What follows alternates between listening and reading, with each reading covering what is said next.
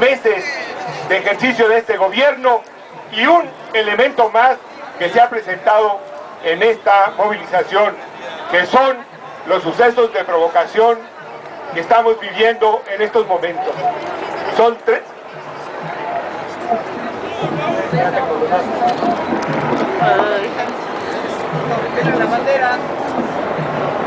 Esta circunstancia de que tenemos que hablar de sucesos que se han dado en distintos momentos en la vida nacional hace que sea difícil el entendimiento general de lo que estamos reclamando.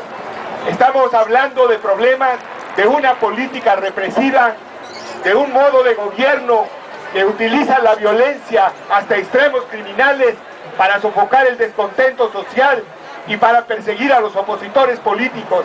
Y esto se ha mantenido durante más de 40 años y ha sido uno de los elementos centrales de los procesos de cambio político y de democratización que se han venido intentando en el país.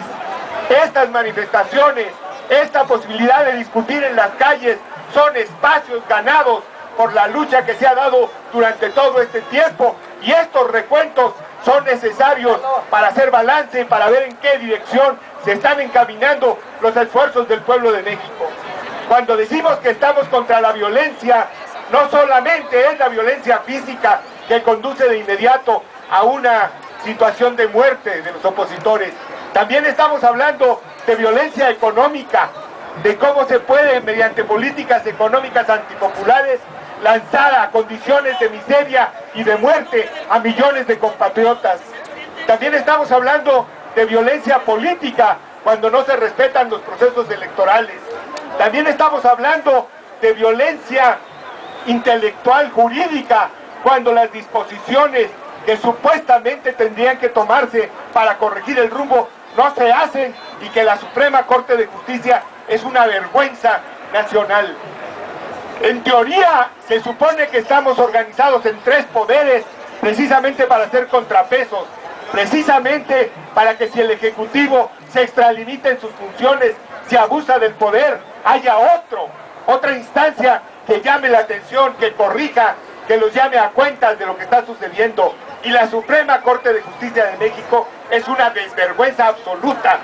Se permite sacar las resoluciones más aberrantes que no se pueden sostener en ninguna condición, y todavía más, hacen comentarios humillantes para las víctimas que están reclamando justicia.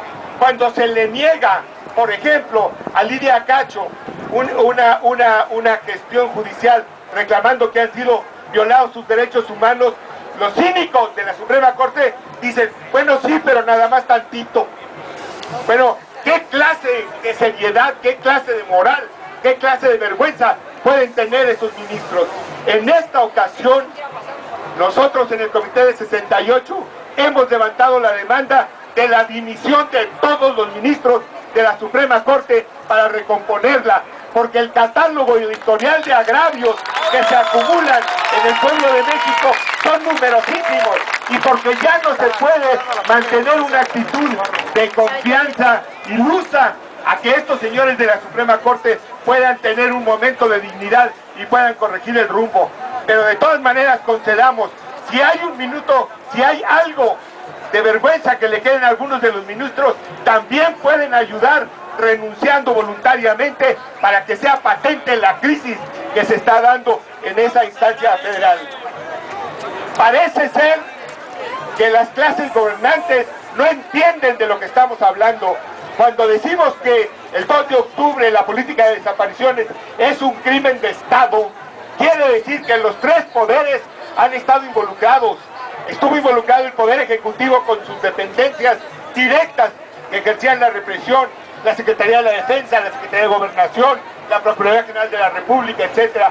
Pero también el Poder Legislativo, que se ha estado prestando a una simulación de legalidad en el país.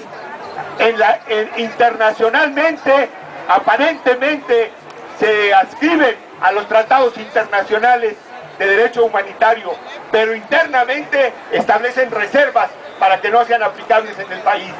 De manera que, lo hemos dicho, ya se sabe, ya se está viviendo, todos ustedes lo conocen y han participado ya en los primeros actos. México está siendo sujeto de escrutinio y de juicios internacionales, y las resoluciones que se pueden esperar van a ser para que se corrijan los procedimientos mal llevados o negados en México. Bueno, esto son las nuevas tareas de la agenda, son los nuevos espacios de lucha en donde los invitamos, los convocamos y estamos reforzando mutuamente todo lo sucedido. Por ejemplo, tiene que ver directamente con la situación de Lucía Moret, en donde con maniobras ahora de distintos gobiernos, pero que se llevan en el espacio internacional, hacen provocaciones como quizá algunas de las que estamos viviendo en este momento. Anuncian: vamos a dar una orden a Interpol para que Lucía Moret sea detenida en cualquier parte y llevada a Colombia a un juicio a todas luces ilegal. Paradójicamente, la mejor defensa de Lucía Moret no es evadir a estos cuerpos policíacos que la pueden estar buscando. Por el contrario, es dar la cara, salir y exigir al propio gobierno mexicano que salga por delante a defenderla, porque es obligación del gobierno mexicano defender a una ciudadana que está incriminada de una manera incorrecta. De manera que este tipo de cosas son de los nuevos problemas de las condiciones de lucha que se están dando. Lo mismo pasa, nuevas situaciones, por ejemplo, con esta actitud de amedrentamiento brutal como se ha dado con los presos de Atenco. ¿Qué significan condenas de 150 años para Ignacio del Valle? ¿Qué significan condenas de 120 años de cárcel para los defensores de Atenco? Tratar de detener el descontento, de sofocarlo mediante el miedo, y no lo han logrado. Y estas manifestaciones son una muestra de que con amenazas y con acciones punitivas brutales y exageradas no van a detener el descontento del pueblo de México, ni lo van a poder sofocar, ni con provocaciones como estas que se están haciendo. Pero tenemos que mejorar nuestra organización en términos concretos. La compañera que ha dirigido el mensaje central lo señala: necesitamos más organización, más coordinación, más posibilidades de respuesta inmediata a lo que está ocurriendo y un seguimiento detallado de todos y cada uno de los casos. Ellos están actuando de esa manera.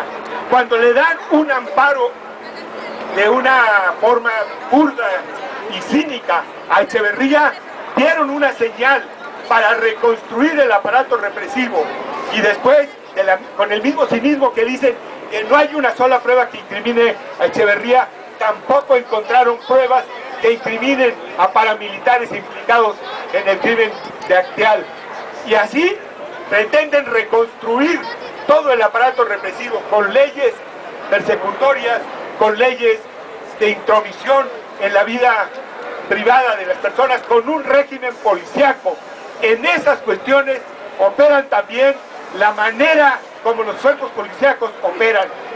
Ya se ha dicho, se dijo en 68 muchas veces: una manifestación pacífica es una manifestación sin policías, porque los policías solamente saben actuar como los han enseñado, con un ejercicio de la fuerza abusivo con el que pretenden parar y controlar y llevar las cosas al orden, y finalmente acaban en acciones criminales y eventualmente llegan hasta el genocidio en las persecuciones, intentando con métodos neoliberales meter control.